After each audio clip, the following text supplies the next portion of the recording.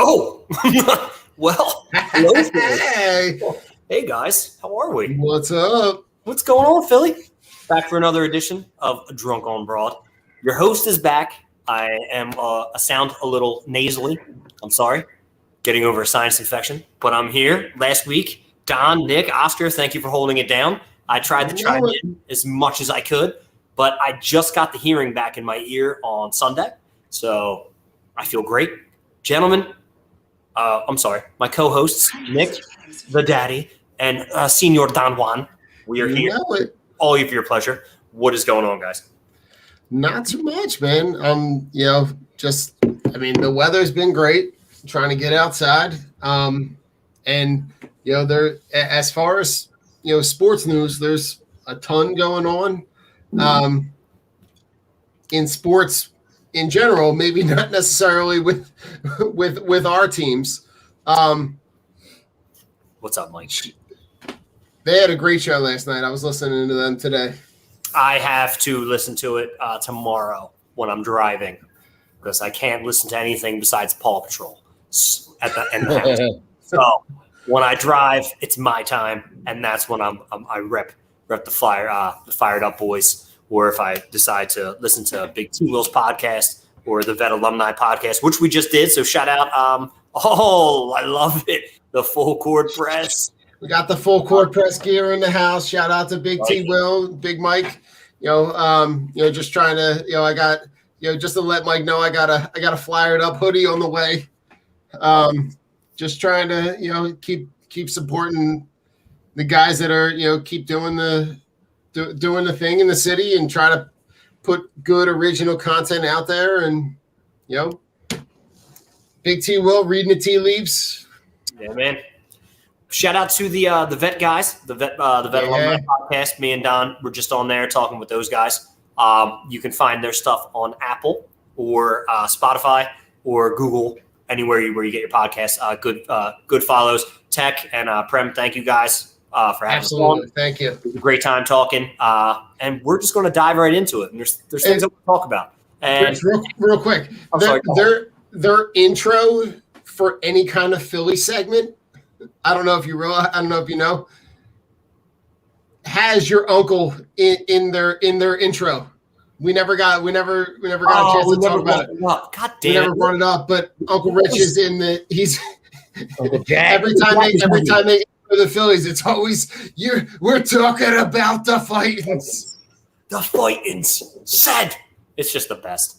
But I want to dive right in because this is something I want to talk about because this is something that me and Nick and our friends talked about. Don, we did not discuss this with you, but it's a good first question. So, Chris, appreciate it. What do you think of Devonta Smith being hurt? Nick, I will let you go first on this one, pal. The news is better today from what I heard. They said that he was on the sidelines stretching out, like being part of the team. Now, I don't know. They said it's a knee sprain. They were very unspecific of what's particular that is. Usually an MCL-related light sprain. I think it's more precautionary at this point. Keep him out a couple weeks. But like I said to you, Rich, my concern always with any injury on this team, especially soft tissue, is our medical staff continues to fuck shit up with injuries. So those 3-week injuries turn into 6-week injuries with this medical staff. So it's like, hopefully it's nothing. And he's like, listen, go. I would tell him, like, I trust you with your own doctors more than I trust the Eagles medical staff right now. So that's really it. I think that, it's good to see him still working. They said he was on the jugs machine today, catching passes still. He's trying to do as much as he can without running, basically. So that's a good thing. Yeah, I mean, I'm kind of in the same boat. Like, I think it's a wait and see kind of thing. I think it's a thing where you just keep your eye on it. If they're saying 2 to 3 weeks, I think that's something to keep an eye on. I think it's good to see that he's not just off and not doing any kind of activity. He's on the field. I saw a clip today where he's walking with Sirianni where they're talking about walking through plays. He's catching balls on the jugs machine. All the things that you want to see a player do while he's not able to fully participate. He's still there. He's still active. He's still participating. So for me, if he doesn't play in the first 2 or any of the preseason games, I'm not losing any sleep over it. I'm going to look at it as a way to say, okay, you got other guys. You know that if he's healthy, week 1, he's going to be out there, wide receiver 1, catching balls. It's the least of my worries. Right. I'm not. This is, and listen, this is why you draft a guy at 12, so that you can just push all that aside and say he's going to be a guy at day 1, week 1, that is just going to catch balls and run past guys, and we don't have to worry about that stuff. So in my mind, that gives guys further down the roster, Rager, Watkins, Fulgham, all those other guys, that gives them more reps with the ones in training camp, in preseason games. Yeah. Because to be honest, nobody's counting the statistics in those preseason games, so it really doesn't matter. Everything. If we look at things in hindsight, okay, yeah, he got hurt. It's a knee sprain. He'll be out a few weeks. Okay, that's fine. Like, he's prepared. He's there. It's fine. Like, and then here goes Chip. Rager literally said, "I appreciate being held accountable this year." Well, good, because he's going to be held accountable. So I mean, I think everybody is going to be held accountable. Of course, he says that now that he's not going to be the wide receiver 1. That's funny. Yeah, there's no pressure on him, which is fine. I mean, what are you going to do? People are built differently. If you can't handle the pressure, okay, then don't be put in that spot. But you still better produce. It's not the kid's fault he was drafted in the first round. Sure. So he has to live up to that. He was a second round, third round guy at most, at best. I'm sorry. I don't care. Like, Rager, like, if you catch 50 balls this year, my God, you just did something for me. If he's productive this year, it's a win. Yeah. For any stretch of any position, if he's productive this year, it is a 100% win for this team because it's more production than you got last year. Exactly. So that's my whole thing. And then Chris goes, how long is Carson Wentz going to be out with the foot injury surgery? Who knows? 12 weeks, probably, Chris. And Chris also wrote about the draft picks. Chris, let's be real. Nick will back me up on this. The injury that most concerns me on this Colts team is not Carson Wentz. Is who, Nick? Quentin Nelson. Just heard Quentin Nelson. Basically the same injury today. Yep. Same injury. Same exact thing, yep. But here's the thing. That foot gets stepped on when he comes back. That's going to be a problem. Yep. Quentin Nelson is probably one of the best. He's the best lineman in the league, period. The best lineman in the league. So regardless, you could argue that his injury will be more impactful for that team than Wentz will be. Yeah. And that's exactly my point. His injury is going to hurt that team more than Carson Wentz because now you don't have your all-pro to run behind. So Jonathan Taylor is going to take some hits. They're not going to have that much time. Jacoby Brissett is a serviceable. Yeah, Jacoby Brissett's on the Dolphins, man. That's what I care about. So even if we only get a second-round pick, who cares? Well, I mean, let's be honest. It's better than paying that salary. The difference between the first-round pick and the second-round pick is minimal. You're talking about what, 20-ish spots between those two positions. And as far as 11 goes, or 11-2, whatever, Wentz, whatever, I'm kind of done with it. I could care less. And stop real quick. Chip, stop listening to WIP because what's the point? Like, that's the dumbest shit. We're talking about Carson Wentz in the fact of what is impactful. When Chris asked a question, I will answer that. But there will be never another time where I'm going to bring up Carson Wentz or even entertain the thought of this jerk-off station going, let's talk about – get the fuck out of here. Rich is a Spike Eskin stan. Okay? Don't let him fool you. Spike is He's got a poster on above his bed before he's asleep at night. He goes like this, bow to you, Spikey. First of all, name this kid after a dog, all right? Rich, I think that needs to be one of our next shirts. What? Our ending statement for the fuck Spike Eskin. Yeah, that'd be a great shirt. That'd be a great shirt, and just his face. We'll put an emoji. I mean, Rich, the Quentin Nelson thing, it's just basically look what happened to the Eagles last year when Brandon Brooks went out. Yeah. It destroyed your whole line because he's your best lineman. Yep. It's like the Colts are projected to have they're one or two best lines in the league. So it's like, you're right. That makes when you have a line that's that good. Okay, Eason can step in, or whoever ends up being the quarterback week 1 steps in, and they're going to be okay because Reich does run a good offense. He's going to get people open. Yeah, he's going to find a way to put points on the board somehow and maximize whoever's behind the line. I mean, he made a very old Phillip Rivers look decent last year, right? I mean, he did it with Jacoby Brissett. He made him look decent. So, I mean, we'll see. I think I agree with you, though, Rich. That's definitely the bigger thing. That was my main concern, Jason. Rest in peace to Jonathan Taylor fantasy shares. Yup. That's the only reason I was honestly concerned about it because I don't give a fuck about the Colts or Carson Wentz. He's going to ride him, too. Goodbye. But more Eagles talk because let's keep this going. I'm sorry, guys. I have nothing against either of you or what we want to talk about, but I am not fucking talking about the Phillies. I'm not doing it tonight. I don't care about Kyle Gibson. I don't care about Ian Kennedy. I don't care about the fucking AAA guy. You know you love Joe Girardi. I don't care that Joe Girardi can't manage a game. I don't care that they can't score more than 14 runs until the third game of a series, but still almost get out. I'm done talking about the Phillies. They are fucking terrible. They are so bad. They're up 4-0. Yeah, thanks, Mike. I'm fucking watching the game, and that's how upset I am. I saw Torres hit the home run, and I'm like, oh, that's so great, but they still suck.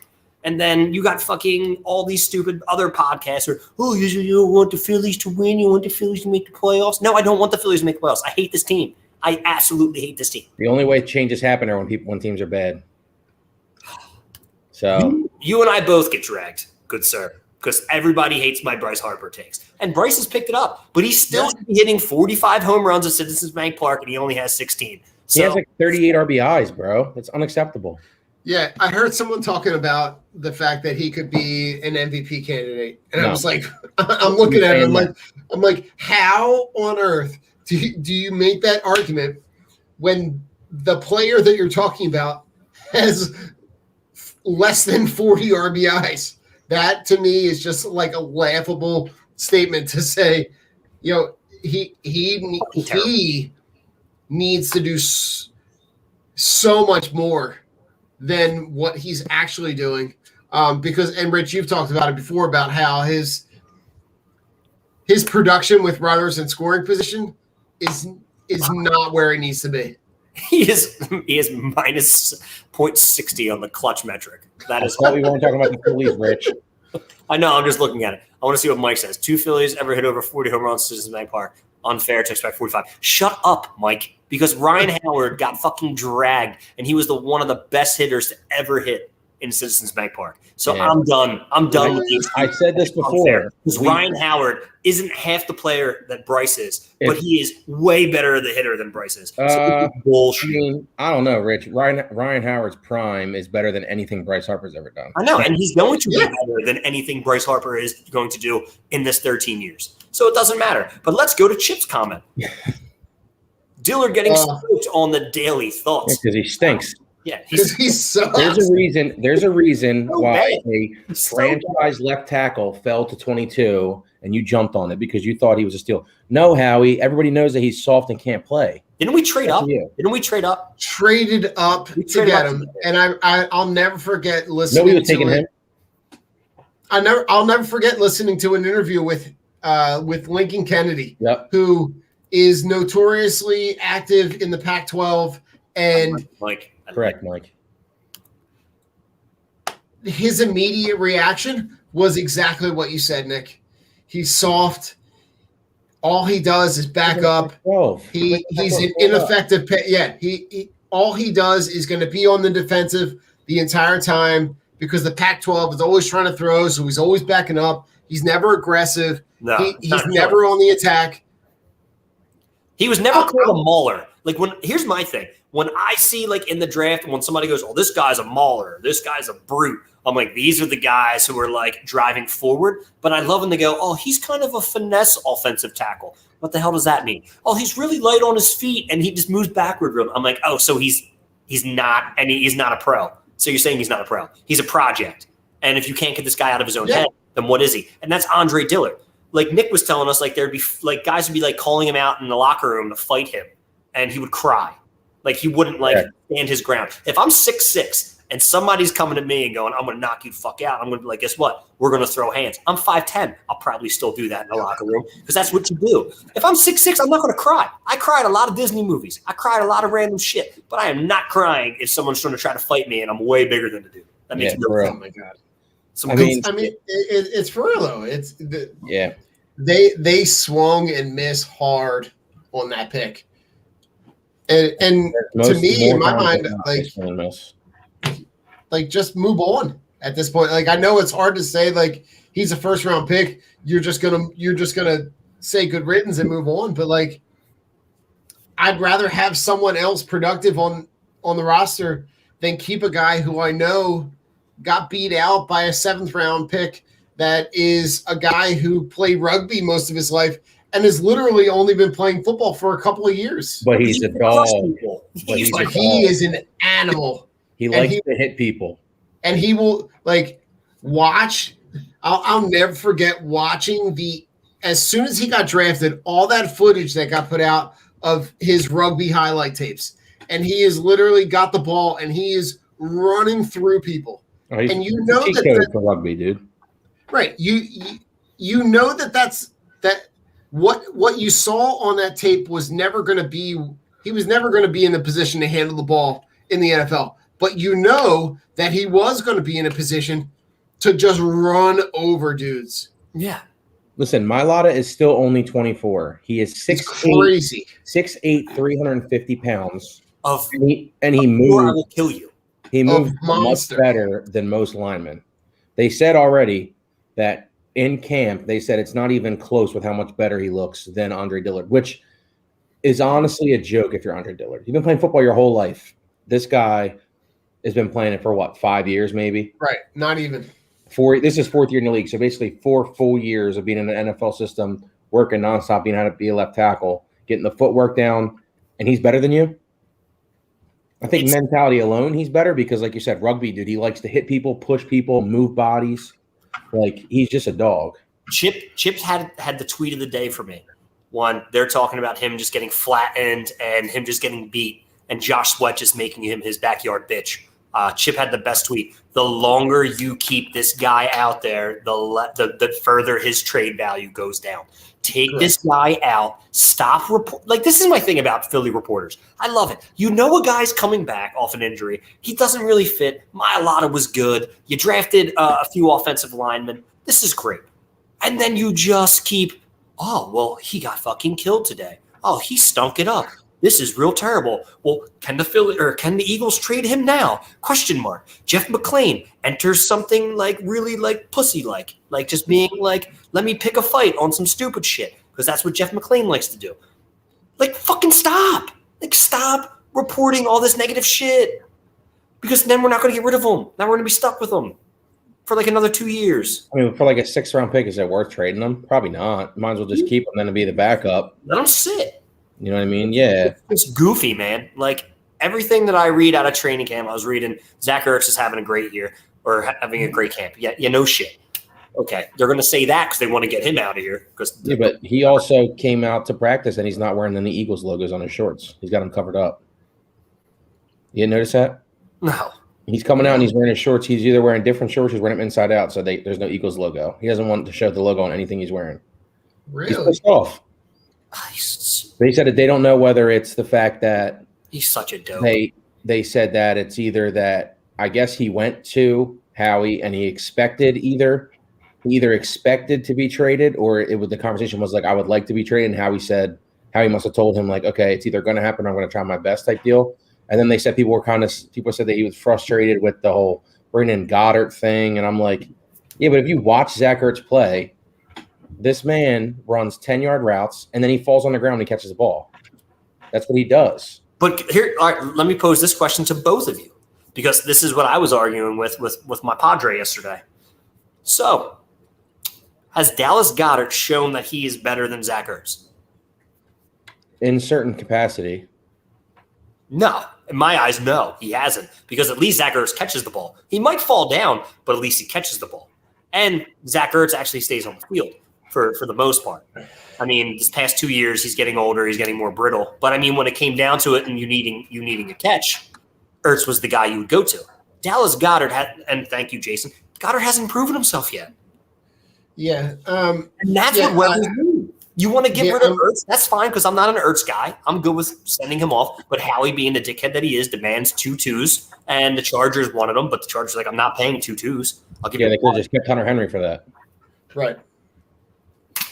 Yeah, I'm look, Rich. Like I'm kind of like I get where you are and saying like, no, Zach is not running. He's not getting you a ton of yards after catch, but at least he's getting you the catch. He's getting and has Goddard proven himself to be the number one guy that lines up, that catches the ball going over the middle?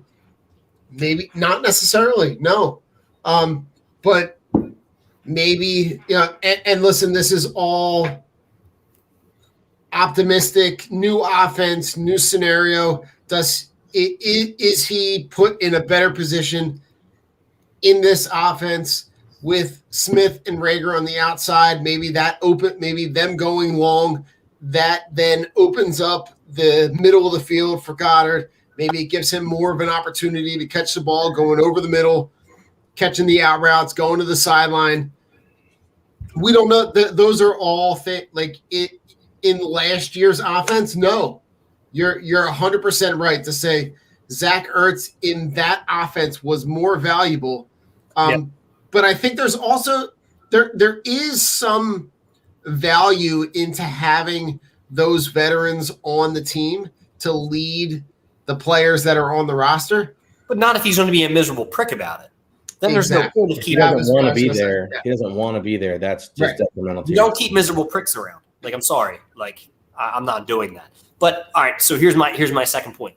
So the offense is going to be driven. I like this, Jason. Offense is going to be driven by the wide receivers and running backs. Mm-hmm. I haven't heard anything about Kerryon Johnson. That kind of scares me. I haven't heard anything about him. Heard Boston Scott's had a few good runs. Haven't heard anything from him.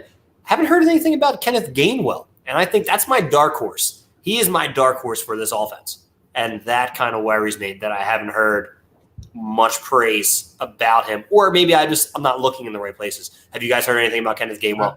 That's a dude that I really care about.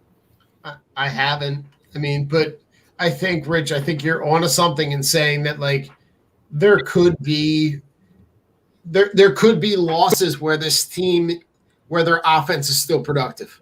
I think you could see games where they might lose, but also score 24, 27 points. I think you're going to see production from Gainwell. You're going to see production from guys that may not necessarily have gotten the touches because they're going to be in an offense that's going to allow them to be in the best position to be successful. Yep. Nick, what do you got? Yeah, I mean, I haven't heard anything from running back wise. There was a couple nice posts about Miles Sanders saying he broke off a nice run. He looks good, but ultimately in this offense and the way that every offense runs now in the new league, you need 2 running backs that are basically, interchangeable most of the time. Yep. I think their running back room is probably the best it's been in a while, right? You have because Kerryon was a good player in the Lions. He just had injury problems. Yeah. Gainwell was coming injury problems dating back to Clemson. Yeah, but I mean, he was Auburn. Auburn. Yeah, he was. He's always been a good running back. He just had some soft tissue stuff, and Gainwell was very good in college too. So I think that he's the Antonio Gibson, a slot receiver. That's impressive. He's the style of the new style of running back where he's physical. He's a little bit smaller, but he's tough. He runs tough inside. He can catch the ball. He'll pass protect, which is all what you want. I mean, camp is quiet. I mean, you're only going to hear, like Rich, like we talked about, the media is going to just harp on some of the negative stuff. Guys that are just doing their job and looking solid, you're not going to hear anything about. Which we want to hear more about that. We don't like if a guy's stinking up the joint. People just have bad days sometimes, bro. Like I don't need to hear about. Like I know Dillard stinks. You don't have to keep telling me about how Dillard's is getting smoked. Yeah, we know he stinks. We know he's soft. Right. Okay. Why don't you talk about how Josh Sweat's just having a really good day? pin it on the murder. defensive end having a good day, then Right. the left tackle is just giving up. Say, hey, Josh Sweat really improved his swim move, his spin move to the inside. He's revealing some new moves. He looks faster, looks lighter on his feet. That's par for the course, man, with this team. The media lives for the negative, man. You got all the reporters. Like, is there any reporter in this city that just does pretty like even keel, good and bad, non-biased like reporting? non-biased to it? Yeah. I expect it to be biased a little bit, but I mean, just don't be so negative. Doesn't harp on the negative and doesn't over preach the positivity either. You know what I mean? Like, is there somebody who just rides the middle?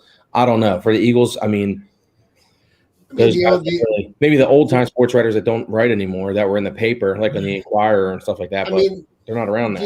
The only guy that comes to mind off the top of my head without like going through and looking at it is like McManus.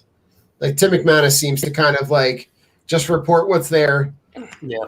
Give you kind of the comings and goings of what's going on in practice without kind of putting out the and listen, Didinger is a guy who's got the credibility to be able to kind of tell you what it is. I mean, between those two guys, those are two guys that I kind of you gauge you can kind of see that they ride the line as far as just kind of giving you information rather than giving you a bunch of hot takes that are going to be something that, like Jeff McClain today. There was a tweet that he put out. So he quote tweeted something and he just put thoughts. And I'm like, I'm looking at it and it to me it just says like so lazy. I'm just here to get the clicks. He probably has a quota he's supposed to meet. How many times he posts on social media per day? Correct. I can imagine so. Honestly, I don't like engaging with people when they go thoughts. Like anybody when they do that, it's one of those things. It's like, okay, then I have to engage because this person wants me to click on it. I'm like, yeah. I mean, it could be like a friend of ours on it. I'm just like, nope, not engaging. Yeah. It's my nature. I'm gonna just start texting Rick every day and just go thoughts ? No, good. No thoughts. Zero on this issue there, bud. As we're gonna keep going. My favorite. Oh, thank you, Chris. We always appreciate you. Thank you. Thanks, we always appreciate it. And Chris, we weren't overlooking your who's going to win the Hall of Fame game. Just nobody gives a shit. So sorry, I don't even know who the fuck's playing. But I think it's Dallas and somebody else. Cowboys and Steelers, I think maybe. Is Dak playing? No. No, because he messed up. He's got a shoulder injury. I know. I saw that. Listen, anytime that you've got to watch a team five times, it's Dallas and Steelers. It's tomorrow. 4 times, an extra game in the preseason, it's not worth paying attention. No offense, Chris, just not doing it, bro. Will I probably watch maybe like 10 minutes of it? Maybe, just the fact that I'll be able to watch football, but I'm certainly not tuning in, and I'm not taking any notes. No, I don't think there's much fun. Sixers just said that they're bringing back Danny Green, by the way. Nice. Sixers got really? Let's transition. Because the only thing I left to talk about was Zach McPherson being great. He's playing great. I don't know if he's playing second team or first team, but it's one of those things with I'm happy with it. But as we talked about on the Vet Alumni podcast that we just did, Don, is he picking off passes from Jalen Hurts and deflecting passes from Jalen Hurts? Because then I'm worried about Jalen Hurts. And if it's Joe Flacco, then I'm worried because what happens if Jalen Hurts gets hurt. But you know what? It is what it is. So let's transition. Let's just keep going. Let's go to the Sixers. Unless anybody wants to talk about second. No, I mean, listen, he's a rookie. He's a guy who, if Maddox is healthy and your CB1 and CB2 are healthy, he's a guy that isn't. He should play over Avonte Maddox. Avonte Maddox sucks. Okay. I mean, listen, if he's and not for nothing, but that's one of the things that I love about the competition that's being bred on this team. So if he beats out Maddox because he outcompetes him, I'm good with that. I don't care. Sure. Yep. I agree. Sixers. Yeah. Boys. Man, So I every sorry. free agent's a Laker. So that's pretty important. They're either on the Lakers or on the Heat Or a Bull. or the Bulls. I mean, I was kind of upset. I was talking to Big T Will, and I'm like, damn, dude, I think they took everybody.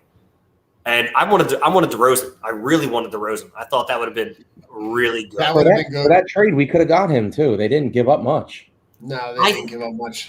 So what me and Don were talking about again on that alumni thing was, I think they're holding pact to make a trade. I think they're trying to keep their assets of what they have, and they're trying to stay put to make a trade for Dame. Yeah, For so, Fields and what's out. I just don't see why they're not being so active in free agency. Go ahead. go ahead, Don.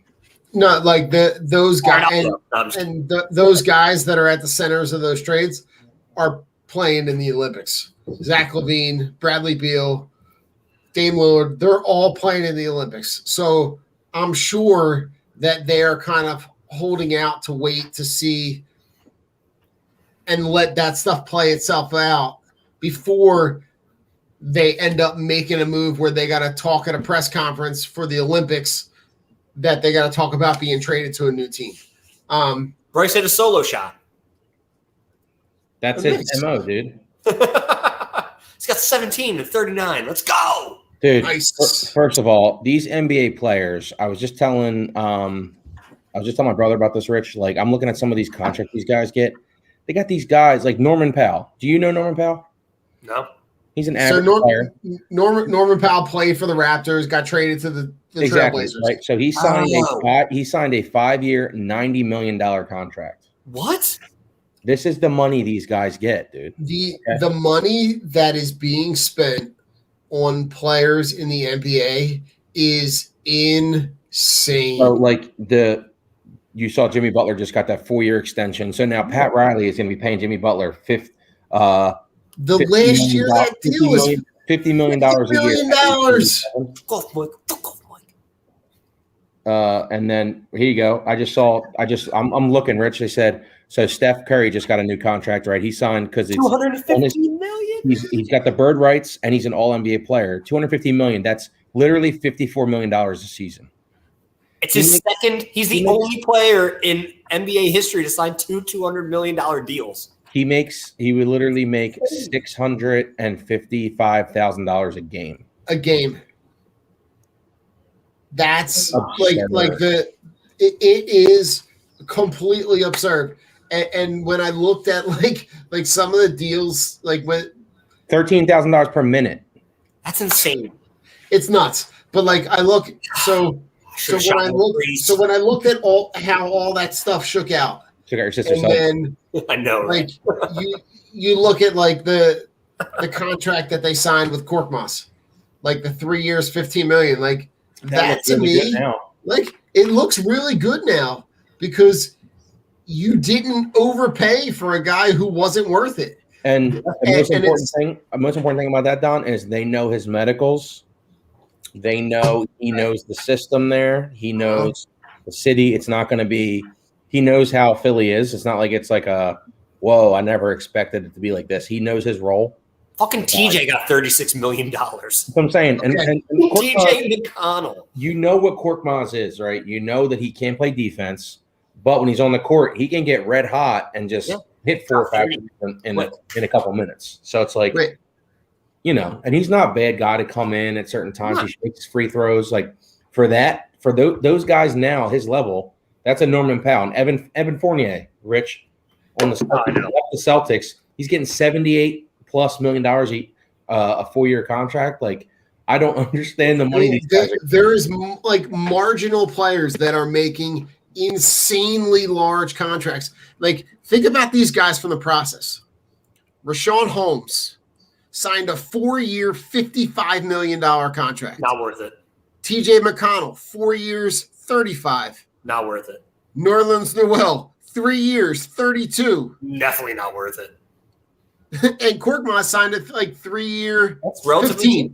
Right. Yeah, So way like better. when He needs a better He's still a agent. decent Yo, player. Korkmaz needs a better agent. I feel bad for him. He got swindled. like he must have somebody like who's talking in Turkish dollars. I don't know what the Turkish currency is, but like, 100 million Turkish dollars. That translates 3 years, 15 million. Damn it! He's like, I'm gonna have to go live in Turkey now during the season. Fly back to Philly. It's still cheaper. right. But like for me, I'm looking at like do I want Doug McDermott 3 years, 40 something $million? No. Stink pot. Like it. It's not that he's a bad player, Rich, but like you have to do a cost analysis. It's not worth the money. Adam. Not worth the money to go pay somebody like that when Korkmaz does the same thing and you know Korkmaz. Oh yeah. That's what I'm saying. Here's my thing.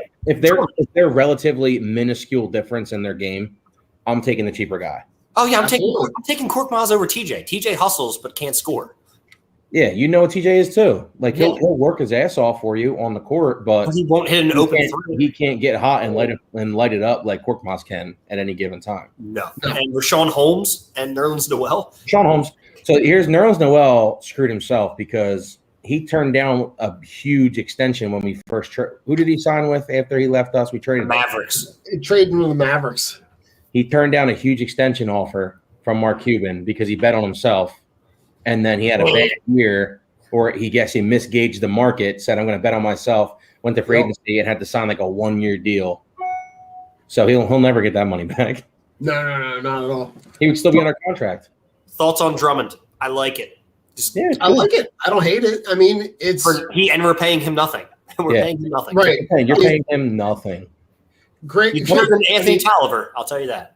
And I mean, not for nothing, but greater than Dwight Howard. Yeah. I love Dwight's attitude, but Dwight also cost you a lot because of his stupid attitude. I love the whole let's get flagrants, but he also cost you a lot. He was one of the guys who I really enjoyed his presence and I enjoyed his personality. But at times you're like, Dwight, what the fuck? Like, stop. He takes really stupid fouls in games. Yeah. And stuff Stupid fucking fouls constantly. And I mean, he was just equally as bad as Ben at the free throw line. So it didn't matter. I like Drummond. Somebody said, I forgot, Print Blue commented on it. He's like, tell me you've never watched Andre Drummond without saying you watched Andre Drummond. It's because they're like, oh, well, Drummond can shoot and Drummond cannot shoot. And we're not paying Drummond to shoot. We're paying Drummond to be a backup center to get rebounds and for putbacks.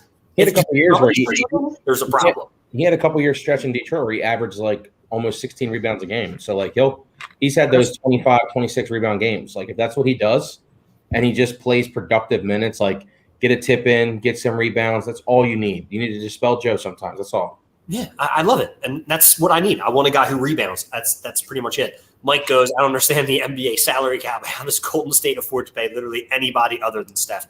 I don't get it either. They have to be hard. Like, there's a couple different things with the NBA, the way their salary cap works. So, like, for example, the Sixers signed that guy, Georges Niang. So he's going to be this backup power forward. But they're going to sign him as a BAE, which is a biannual exception, which is also the NBA has a mid-level exception, meaning that you can move their salary or you can trade them easier in certain situations. It also isn't part of the hard cap. Like there is a hard cap, but it's not – it's weird. Like the way the NBA cap situation is weird. So the hard cap – so the Sixers, all right, they're not currently hard capped, right? For example, the hard cap would be triggered if they ended up using the MLE mid-level exception on a 4-year deal, or if they signed multiple players to an MLE and it exceeded $5.9 million, say. So if they get to the $6 million threshold, then they become hard capped, and then you have no spending limits. So there's ways, like, you know that Morey and Elton Brand know specifically, hey, these are the dollars we can sign. We can push some money here for next year. Same thing that the NFL does. Like there's a salary cap, but they, it's not really a salary cap because things the salary, the signing bonuses, and then they can just defer it toward later years to do a bunch of shit. The only difference with the NFL, their hard cap is a set hard cap. You can't just say, well, instead of paying the $154 million this year, I'm going to pay 175. I'm going to sign this guy, and I'll just pay a luxury tax. In the NFL, you There's can't. no luxury tax. Exactly. Right. So, like, that's why there's more parity in the league, though.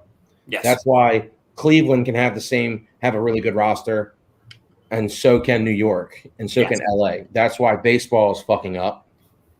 Well, yeah, baseball needs a little more of that. Yeah. Also, Dude, my dad had no idea about all the trades that went down, and I told him, I'm like, yeah, Dad, Scherzer and Turner went to the Dodgers, and he goes, what? And then he like lets it go, and then he goes, yeah, and Scherzer got traded to the Padres. I'm like, Dad, you didn't hear me earlier? I said Scherzer him and Turner got traded for nothing. Dodgers for Nothing. A couple prospects. Prospects are so unknown, man. Yeah, and the guy who pitched against the Phillies last night was like 5 and a Josiah third with 2 Gray. strikeouts. Josiah Gray had him on my fantasy team. He's not that good. And then a bunch of other guys. Like, it makes me laugh. And my dad's like, how the fuck? I'm like, yeah, their rotation is insane, and they're moving Trey Turner to second. They're also paying. I looked at their current salary, so they're paying $290 million. 290 salary this year. That's so much contracts. Comparative, I think the Indians are the lowest, and they're at like 53 million for the whole season. Crazy.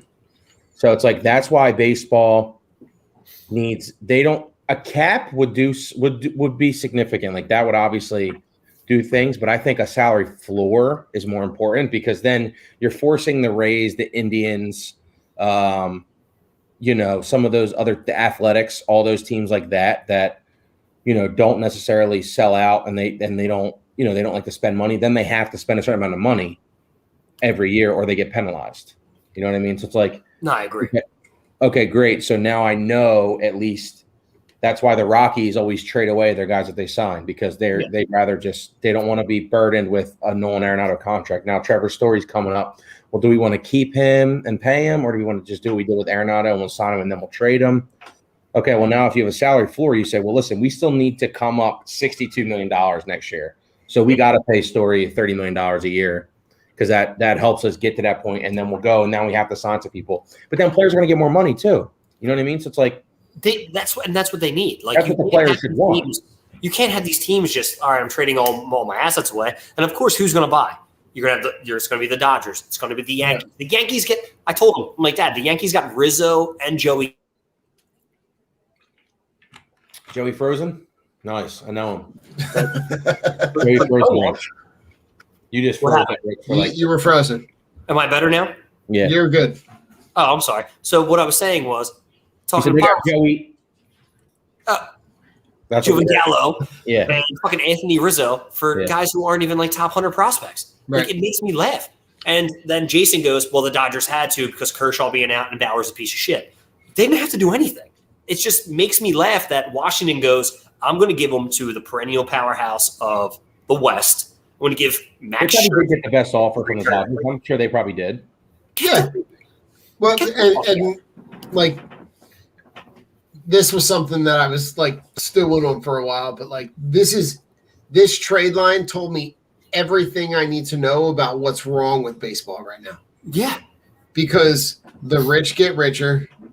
And everybody else becomes the farm system for a bunch of a handful of teams at the top who can literally just buy anything. You know what's crazy? I'm looking at Spot Track right now, and the Phillies have the 5th highest payroll in the whole league.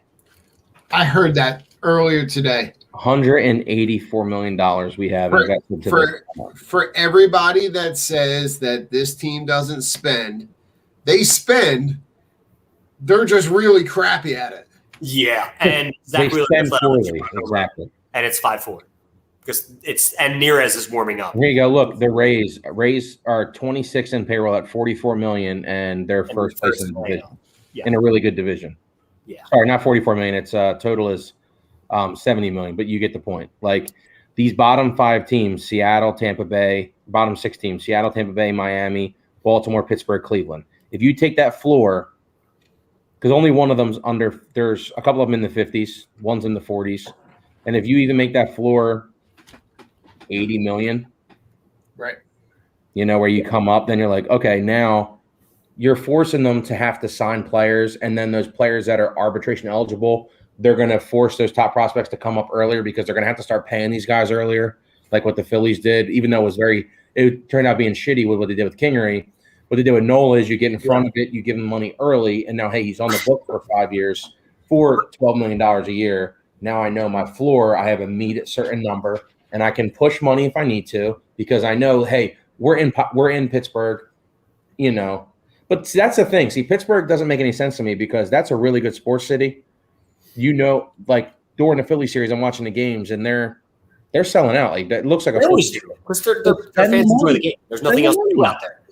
But here's my thing. Here's the thing that pisses me off. So this is what Jason says. Now the Dodgers have the prospect capital to do it, and that's what's crazy. But they didn't give up anything. That's the thing that pisses me off. They gave up prospects that were hot at the time. They weren't even their two best prospects. Like, I get it. They gave up Dono. They gave up Donovan Casey, who was a product of Sterling. I announced his baseball games. He went to the same school that we did. Now he's a national. Do I think he's a top 100 prospect? No.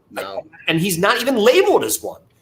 And nothing against Donovan. It's just the fact that you get these teams, these powerhouses that go, okay, I'm going to pitch this guy, Josiah Gray.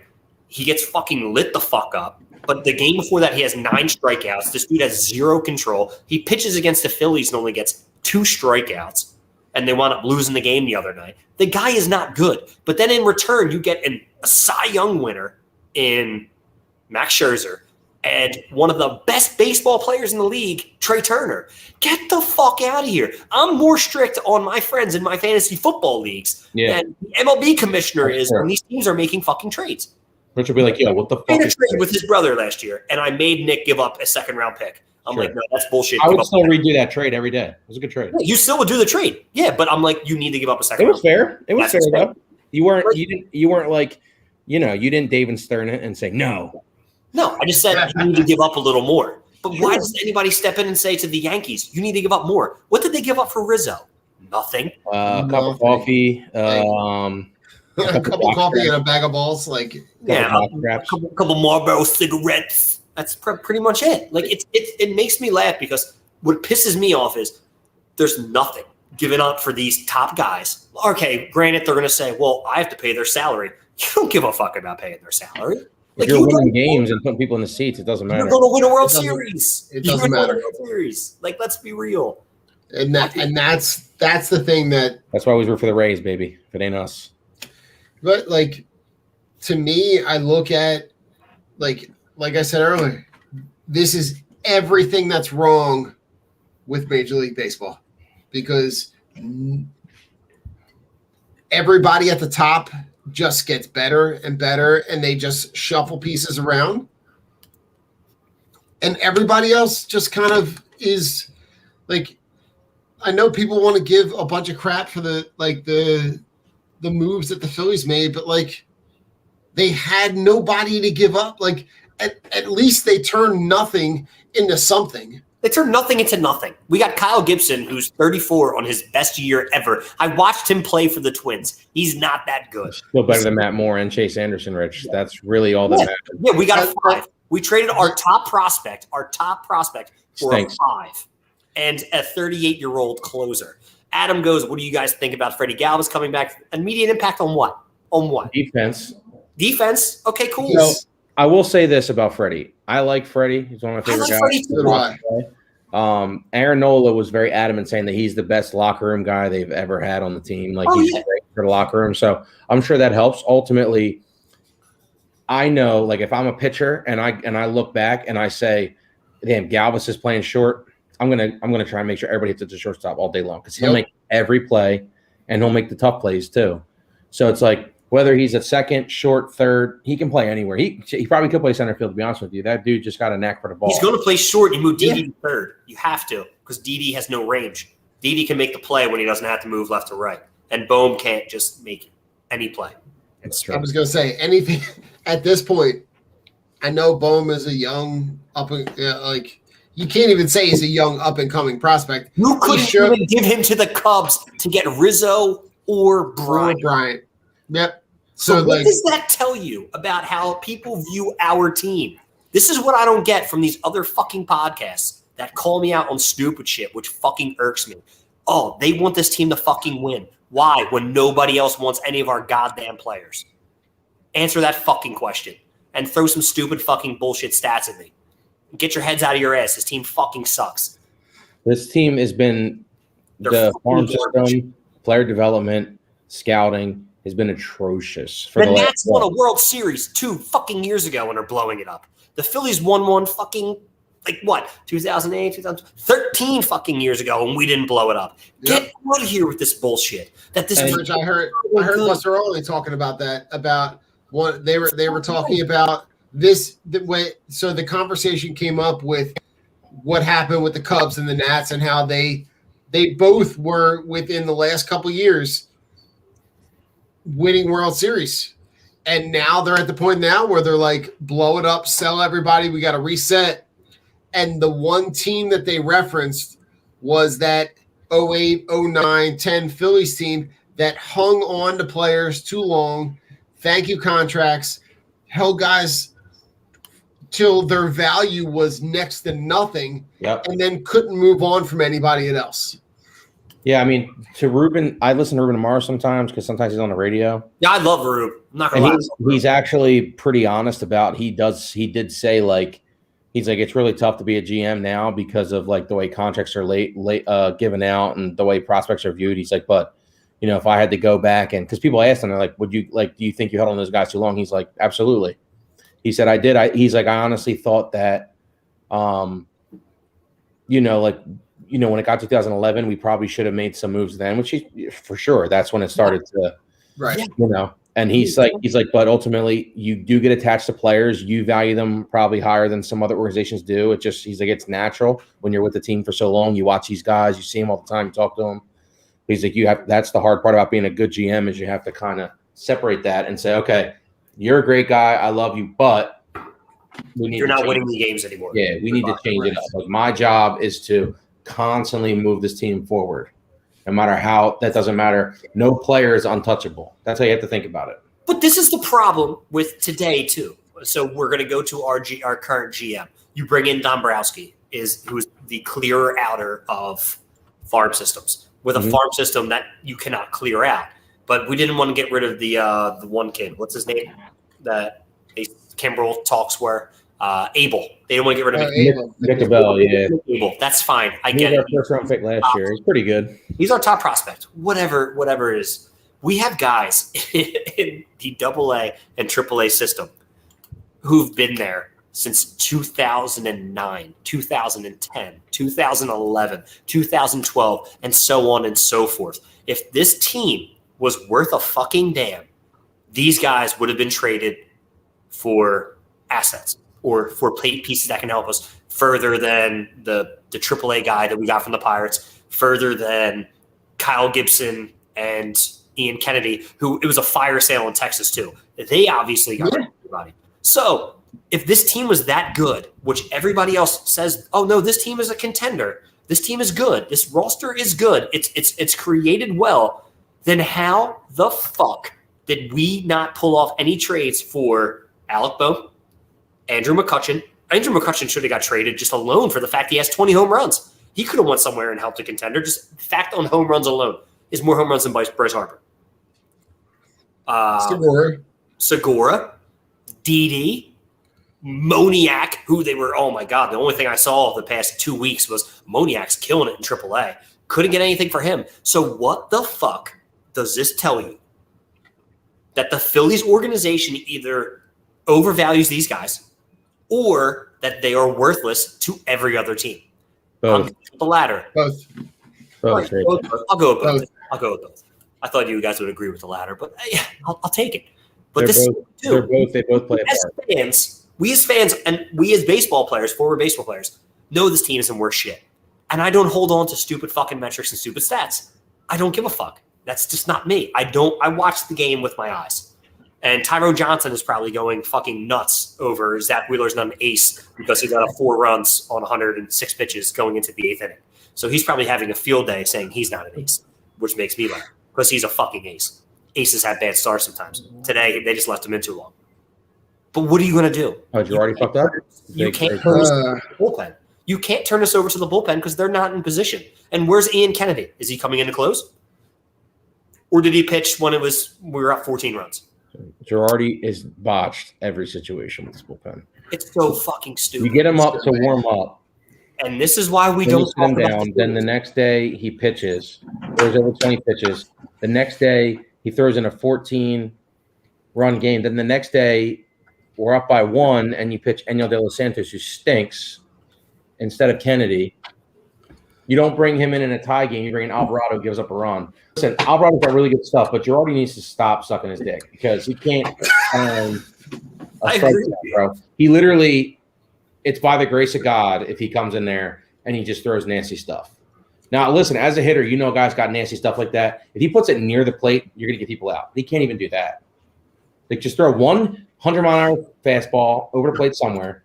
Then the rest, you can throw junk. Just get it close to the plate. You're going to get outs, bro. Reliever's job, I don't care if you throw 100 or if you throw 82. Get people out. That's your job. Gentlemen, it's been real. It's been fun. But it is time for our final thoughts. Don, you look like you have something to say. Somebody give it to you, buddy. Listen, I'm in a good spot where I'm looking at saying support your local podcast. You know, we started this, you know, way back a couple months ago, but you know, just go take a look at some of the merchandise that they have. You know, buy a hat, buy a T-shirt, buy a sweatshirt. Support those guys with listens, with whatever they're trying to do to put out the good original content. The guys at Fired Up, you know, we've got our the guys that Fired Up last night. We're talking about the lead up to our Golden Mike fantasy football league, which, you know, is really exciting to kind of collaborate and Nick, join. I'm gonna get you in there. I just need one more person to join. Then we'll have 12 teams. We have 10 right now. You'll be 11. I need to get somebody else to join. You're in. Sorry, go ahead, Don. But there are a ton of people putting out great content. Real Prince is putting out good stuff with his, you know, Behind the Badge show. Jason is doing his sports and metal stuff. The All About the Birds guys are doing their Eagles stuff, their Union stuff. You know, Big T Will and Mike are doing their full court press. You know, it's just really nice to see that there are people out there that are putting out good stuff, and you know, just do a little background work. Go and look and see what people are doing. And you can go and find good original content wherever you want. You just got to go find it. You got to do the legwork to go look at it. Very true. No truer words have ever been spoken on this podcast besides our closing, which I'll get to in a minute. Nick, your turn. Yeah, just to back up Don, I mean, every time if I have to hear it in the radio, like, you know, the wife's car doesn't have the Sirius XM, so I get in there and sometimes it's on, man. It just is like the same monotony of just negativity. And then if you have an opinion that they disagree with, you're an idiot. It's like, come on, bro. I just had enough of the shit. So I'm just turn off fucking Spike Eskin, Rich's boy. Turn off his network. Turn off 97.5. They're all dumb, dude. It's like even national sports radio, like it's pretty bad because on Sirius XM there's a couple shows that you can listen to, and it's just like they don't even go too much into one team. And if callers will call in for like, hey, what do you think about the Eagles? And it's always, oh, they're gonna stink. And it's like, why? You know, they bring up the fan stuff. It's like you guys don't get it, man. Who's your favorite team? Then they won't tell you who their favorite team is. They don't have one because they actually don't listen to sports or watch sports. Yeah, they're like, I haven't watched football in 15 years. I don't even know. Yeah. Okay. You're talking about it. Why are you being? Yeah, it's just turn off the radio unless we're coming through your headset or, you know, one of these other shows in this area. It's very specific, and you know, you guys tell us too, like on the Facebook or Instagram, Twitter, if there's anything specific you guys want to hear about before the show. So let us know. We'll go into it. Absolutely. If you got to research, let us know. Don likes to do some research. Listen, I like to glance real quick, and then I'm always looking for trying to find something. So Yeah, there's the good thing is in this area there's always something because people will always make something. You know what I mean? They'll make little things into big things, and it's like, they keep talking about like, why do you keep hearing about Carson Wentz? He's not here anymore, man. I don't care. Just turn it off. I mean, turn it off and go find something else because it's out there. It's out there if you want to find it. Absolutely. So my final thoughts. I am super excited for the Golden Mike League. So we need one more because I was inviting Nick into it anyway. I just was telling him tonight. So Don, Rich is just everybody just pay me. So it's going to be a good fantasy league. Jason's in it, Chip's in it, Scotty's in it from DSM, Big T Will's in it. Amanda's in it on her podcast. I forget it right now. Amanda, I'm so sorry. I just had it. I fucking blacked out. I'm so sorry. Amanda's in it. We got Jesus Christ. Who else is in it? Real Prince. No, he's not in it. He stinks at it. Mike and Dom, they're in it from Fired Up. Okay. So, the Blue Line. Thank you. The Blue line. Okay. I don't know why, but thank you. Yeah, Amanda from the Blue Line. It's going to be a good time. We have a lot of good guys, a lot of good girls competing. T Will hooked us up with this other girl. She's going to be in it. I don't know her real name, so it is what it is. We'll see what happens. But I wanted to get some females in there with us too. But again, for supporting your local podcast, it's great. I love Sports and Metal. I love Chips and Dish. All about the Birds. They got their show coming up tomorrow. Support Scotty and his DSM, Big T Will and Big Mike doing the whole full court press thing. You got Tech and Premium. They're doing the Vet Alumni podcast. There's so much out there. You got Mike and Dom Fired Up. You have so much shit out there that you can listen to that is so much better because we're authentic. We're going to give you our honest opinion. We don't have a regimen. There's nothing for us. Like, we are fans. We want to talk sports with other fans. Like, when people come to us, like Adam and Chris, and they ask questions, we will answer them. Like, we don't care. It's what we do. I found another podcast called Onside Chicks, and they do a lot of good stuff with all NFL related. And one of their big topics was free Allen Robinson. Hashtag free Allen Robinson. That's my boy. I wish he could get free and get a better quarterback. But there's so much stuff. Adam, we will get you the link. We will send it to you for the merchandise so you have it. There's just so much out there. We support each other. The Vet Alumni guys, Tech and Preem tonight, we were talking. Like, yeah, it's all about supporting your Philly podcast, your people. You want to compete with big dogs. You got to support each other. No knick-knack, paddywhack bullshit. Like, just support each other, get everybody out there, and let's do what we can do. Absolutely. But when it comes to the Golden Mike, I'm fucking taking it. He's already done 150 mock drafts. I've done at least 200 mock drafts. He's tried it each pick position, PPR, standard, half PPR. Bro, Nick, it's Superflex leagues, everything you name. Rich's mock drafted. Superflex, so be ready for it. But we need one more. I need one more podcaster. I think I know who I'm going to ask, and hopefully they say yes, and it'll be a good time. So, on that note, as we like to end this show with my favorite saying, fuck Spike Eskin, fuck you. We are out. Philly, it's all love, baby. It's all love. Peace out. Peace. Fuck Spike Eskin again. Richmond is the